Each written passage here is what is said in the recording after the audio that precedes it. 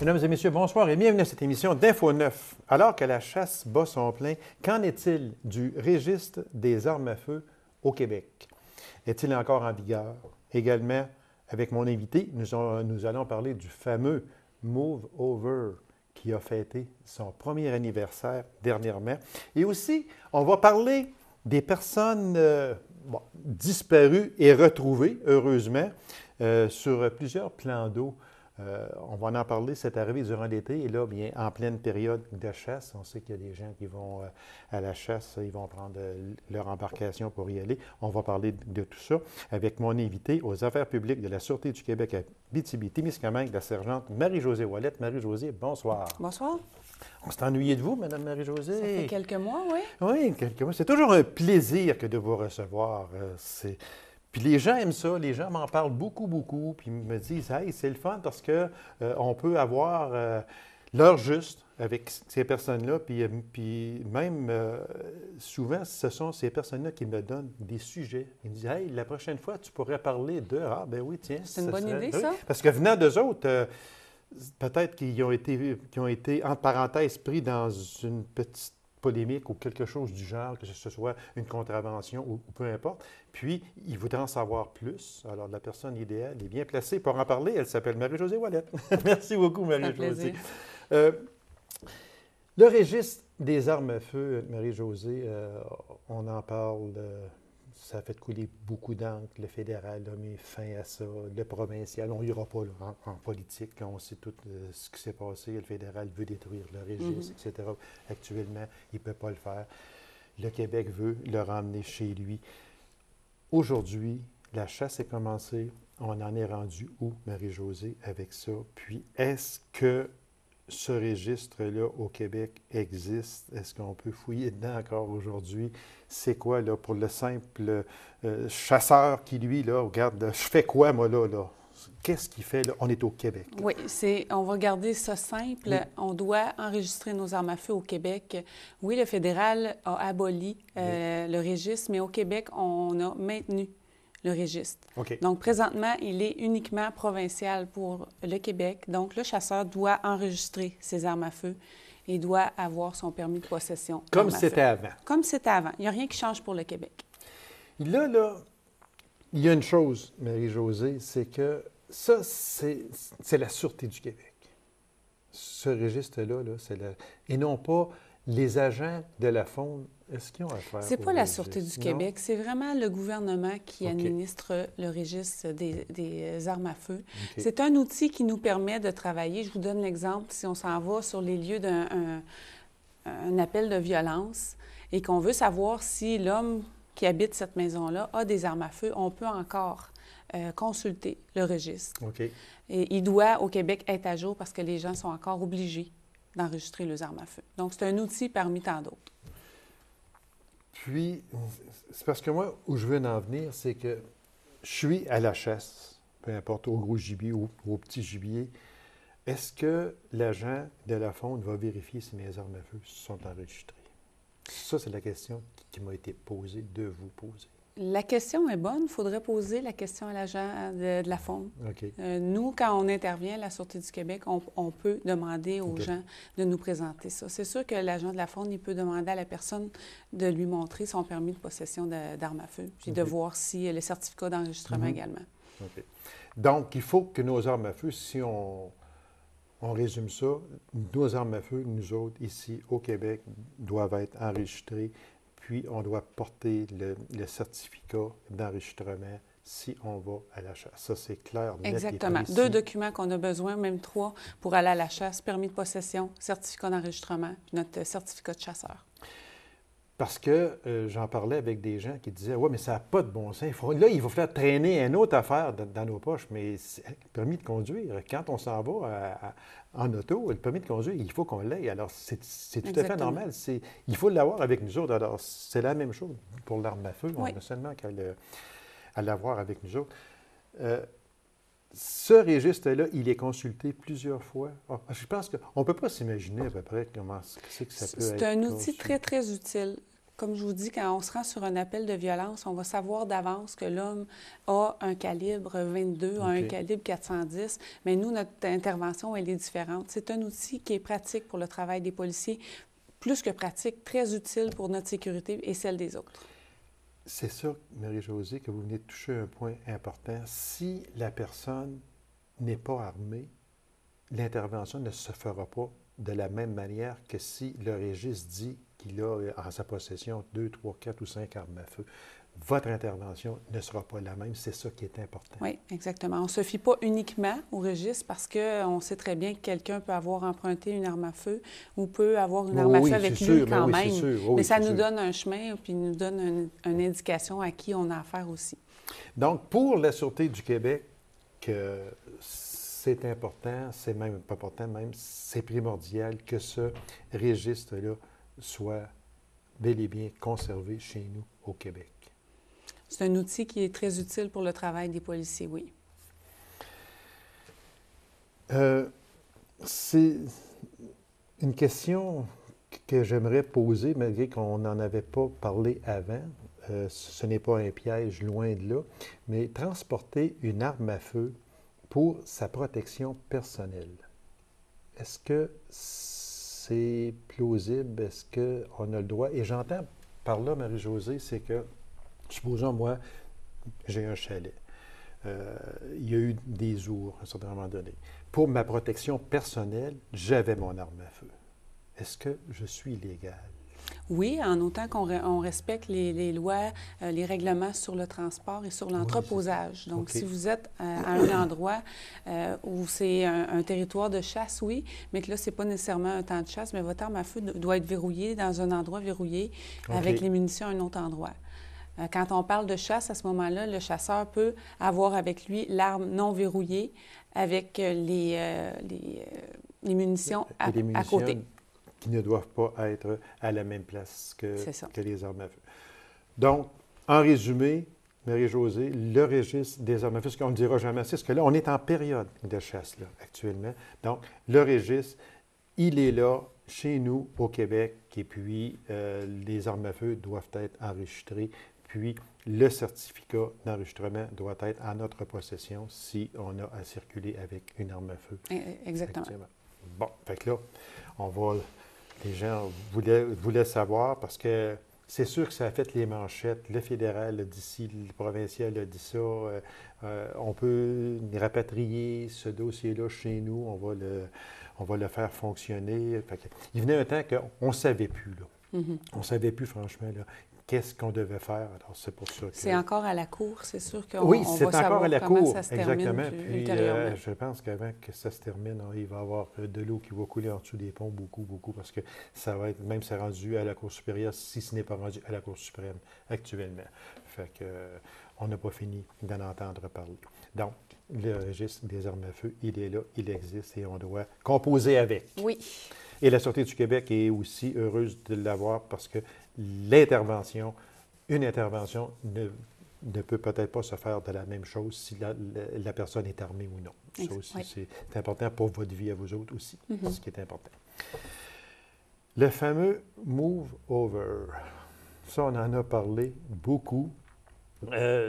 Moi, j'ai entendu tellement de choses, Marie-Josée, là, sur ça. Là, c'est incroyable. Comment, un an après, les gens ne connaissent pas le move over. Mm-hmm. Parce que moi, là, même, il y a une personne qui m'a ostiné dur comme fer que le move over, c'était les autoroutes seulement, point à la ligne. Oh non, j'ai dit là, t'es dans le champ complètement. Incroyable quand même. C'est incroyable. Ouais. Puis ça fait un an que c'est là. Comme je me suis fait ostiner aussi, c'est juste pour la Sûreté du Québec. Non. C'est pas juste pour la Sûreté du Québec. On va en parler. On va en reparler parce que la dernière fois qu'on s'est vu, on en avait parlé aussi. Oui, exactement. Puis on avait manqué de temps un peu. Là, on est en plein milieu de l'émission. On va prendre le temps d'en parler. Le Move Over a un an.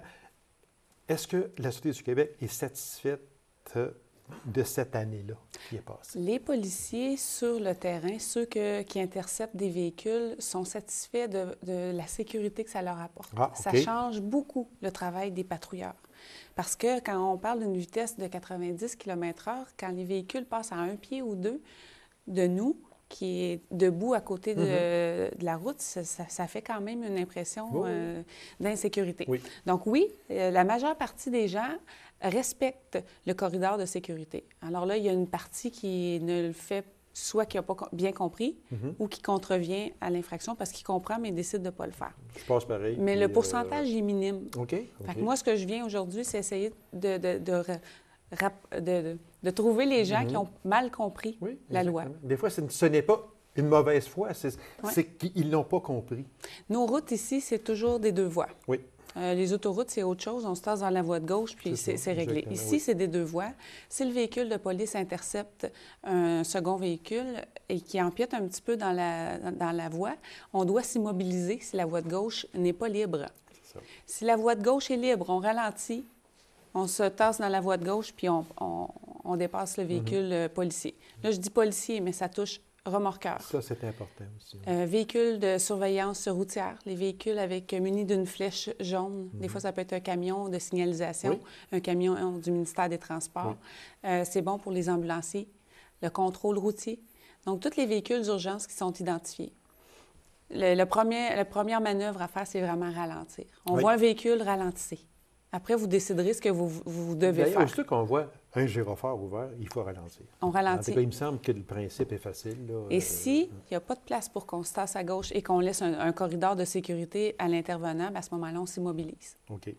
Fait que là, c'est beaucoup plus clair parce que c'est ça, surtout que les gens pensaient, parce qu'ils disaient, bon, bien, vous vous tassez sur la voie de gauche. Oui, mais s'il y a un char qui s'en vient, je m'excuse, mais il faut que tu arrêtes, là. Parce que tu vas faire un face-à-face. C'est ça. Fait que c'est pour ça que les gens, moi, me disaient, non, c'est pour les autoroutes ou les 3 voies, là, quand on monte dans une côte comme on voit dans le parc de la Vérandrie maintenant, il y en a beaucoup, beaucoup. C'est bon partout. Non, c'est partout, puis ce n'est pas uniquement pour les voitures de la Sûreté du Québec, c'est pour toute voiture qui est à contrôler un trafic, si on peut employer l'expression. Et comme vous disiez, le 5 août, on a fêté le premier anniversaire de cette loi-là. 2620 constats environ qui ont été donnés au Québec. Et dans notre région, on parle de 26 constats d'infraction. Oh mon Dieu! On n'a pas les routes... Je sais, je ne veux pas commencer à rentrer dans l'interprétation des chiffres, là, mais on n'a pas les routes non plus qui font que c'est difficile. Habituellement, les gens, ils viennent et ils sont capables de faire le corridor de sécurité facilement. OK. Parce que c'est important aussi, parce que l'agent de police qui est là, qui est après faire une contravention ou qui est après jaser avec une personne qui a arrêté, il faut que cette personne-là se sente en sécurité aussi. Là, parce qu'il se fie un peu que le move-over est là, mais seulement que des fois, c'est pas donné à toi. Parce que moi j'en ai vu que des gens sont pratiquement pas tassés. Fait il faut faire attention à ça. Et on en a eu des décès dans les dernières années. Oui, en exactement. Abitibi. Oui. Dans le coin de Sainte-Terre, il y a un remorqueur qui est décédé. Voilà, exactement. Une dame qui est décédée. Oui. Là, donc, c'est la raison pour laquelle ils ont mis cette loi-là en vigueur, c'est vraiment une question de sécurité, pour éviter qu'il y ait des tragiques accidents. L'autre item qu'on avait, et non le moindre, personne disparue et retrouvée sur les plans d'eau. Cet été, il me semble, Marie-Josée, qu'il y en a eu un petit peu plus que la normale. C'est quoi qui se passe avec ça? On en a eu beaucoup. Puis c'est pour ça que je voulais qu'on en parle, parce qu'il y a même un jeune homme qu'on est allé chercher 2 fois sur le lac Abitibi. Chaque personne a une responsabilité quand on décide d'aller, surtout dans notre région où on a des grands espaces. Chaque personne qui décide de s'aventurer soit en forêt pour aller prendre une marche, aller au bleuet, aller à la chasse, ou en embarcation pour une promenade, pour aller à la pêche, pour aller à la chasse même, parce que ça, on a rencontré. Qui prennent un plan d'eau pour aller à la chasse. On a toute une responsabilité avant de partir, de préparer son excursion. En embarcation, de s'assurer qu'on a un moteur en bon état. S'il n'est pas en bon état, allez pas loin, là. Non, il ne reviendra pas. Si vous n'avez pas suffisamment d'essence, bien encore là, allez pas loin, sinon ça ne revient pas. Et on déploie, quand les gens sont recherchés comme ça, on appelle ça des recherches. On déploie rapidement une équipe de travail parce qu'il y a des périodes de l'année où les nuits sont plus fraîches. Oui. Puis ça peut dégénérer. Oui, à la chasse, ça va être ça. Oui. Et on déploie une équipe de travail rapidement pour aller sauver ces gens-là pour éviter qu'il y ait des blessures graves ou des décès. Mais quand même, quand on va chercher quelqu'un 2 fois, il y a une négligence.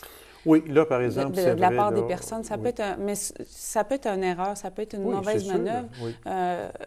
C'est là-dessus que je veux sensibiliser les gens, de préparer son excursion. Puis, on a un pamphlet à la Sûreté du Québec qui s'appelle « Orientez votre excursion qui est disponible dans les postes de la SQ ou sur le site Internet de la SQ. Dans ça, c'est écrit tout ce qu'on peut faire. Planifier son excursion. De ne rien oublier. C'est ça. Il y a plusieurs choses qu'on peut mettre dans un petit sac qu'on va traîner avec soi.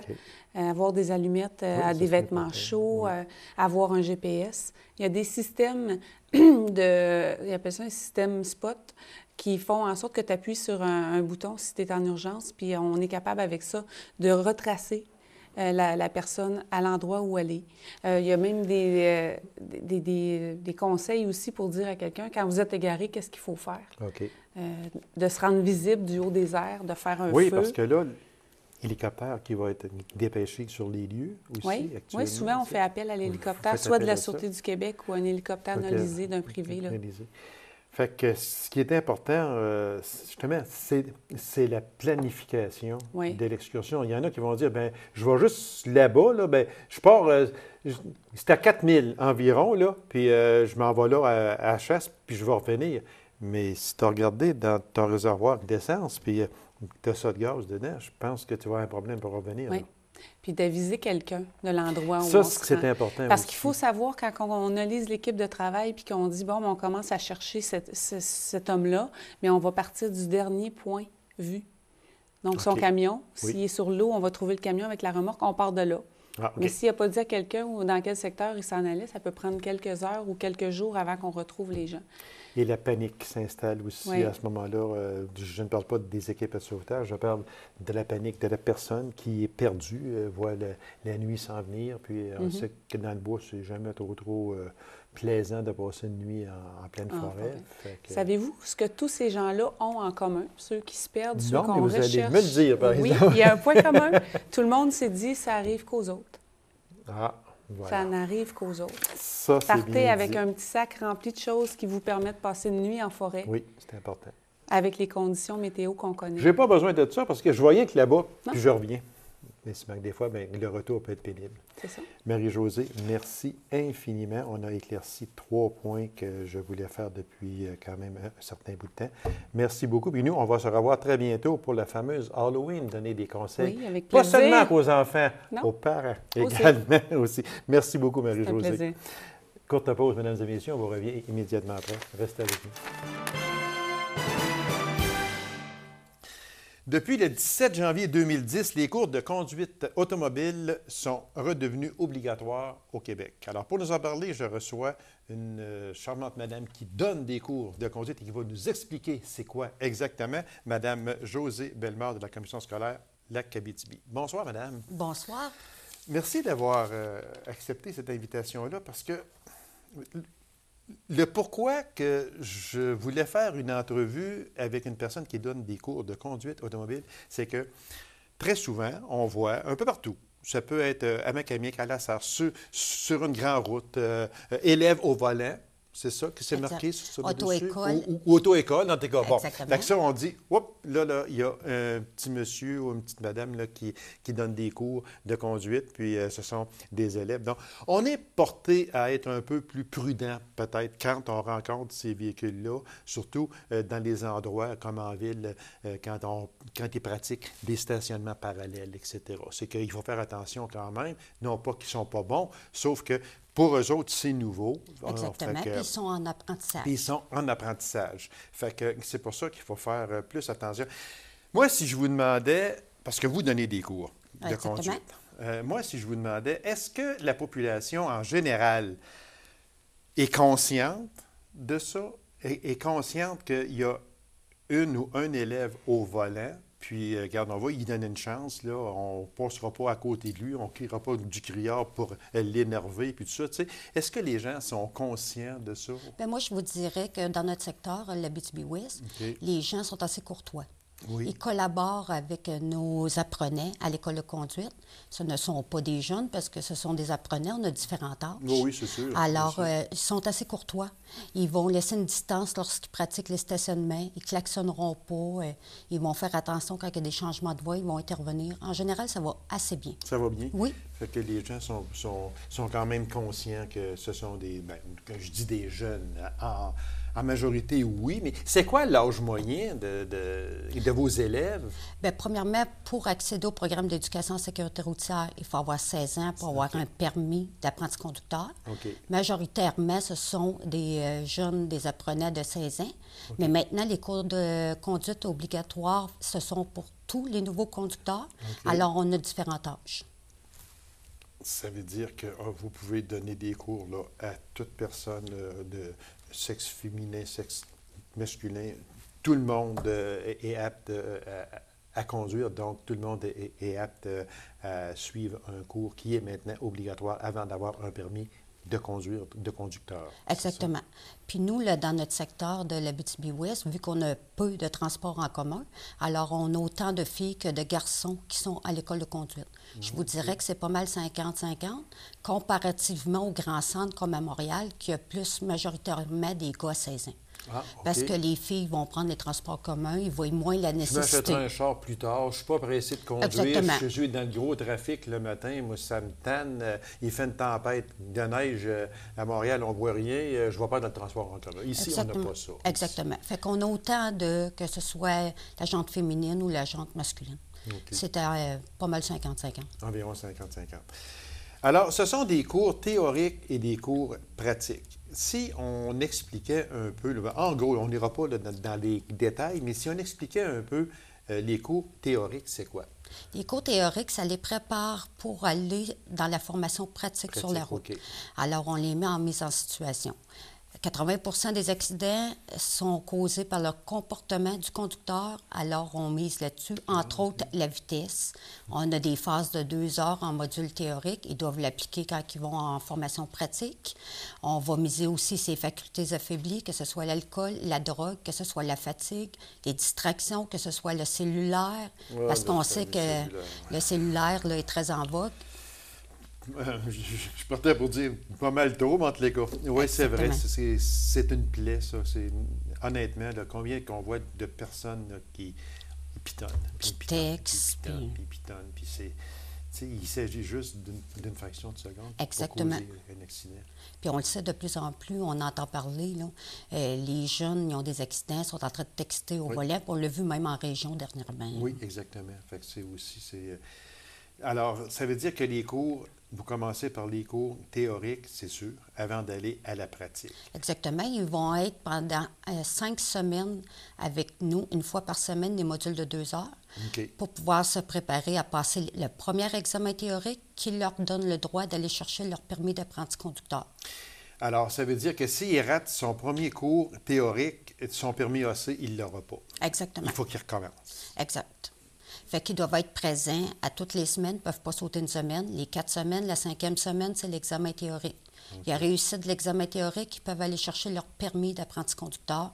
À ce moment-là, ils vont pouvoir aller sur la route. Parce que s'ils n'ont pas leur permis d'apprenti conducteur, on ne peut pas faire de cours pratiques à ce moment-là. Exactement. Okay.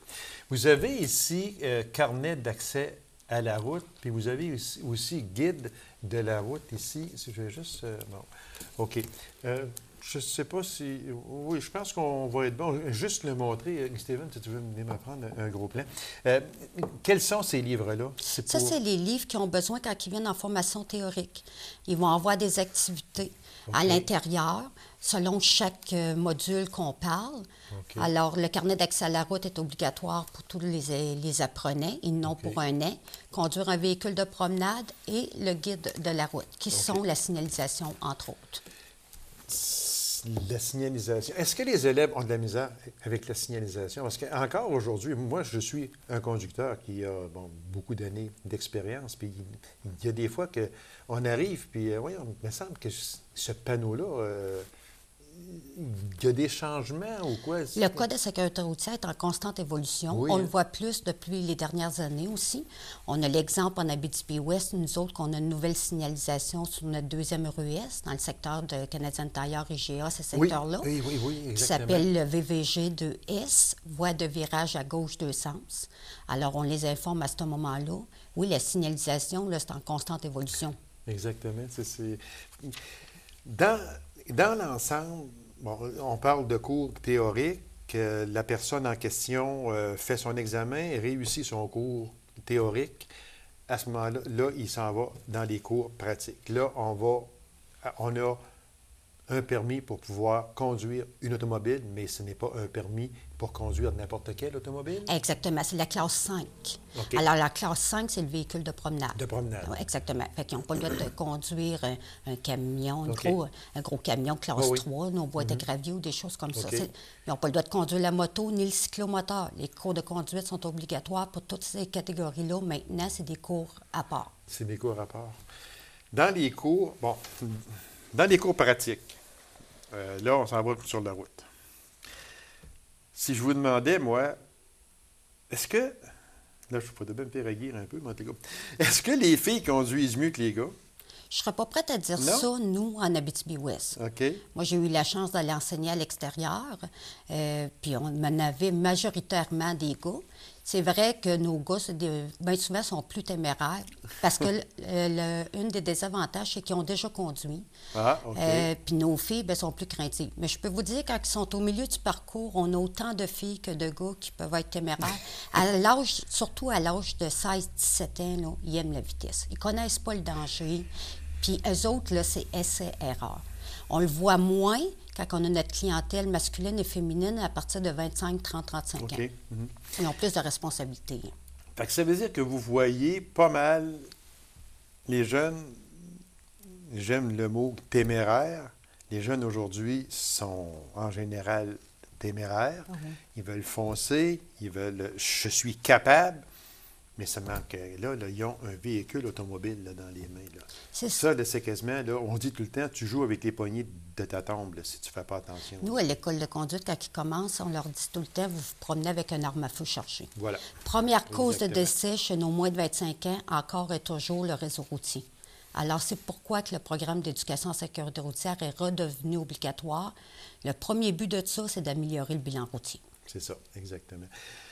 Quel est le principal défaut, si on peut appeler ça un défaut, que les jeunes, parce qu'on parle surtout des jeunes, là, que les jeunes ont lorsqu'ils suivent leur cours pratique?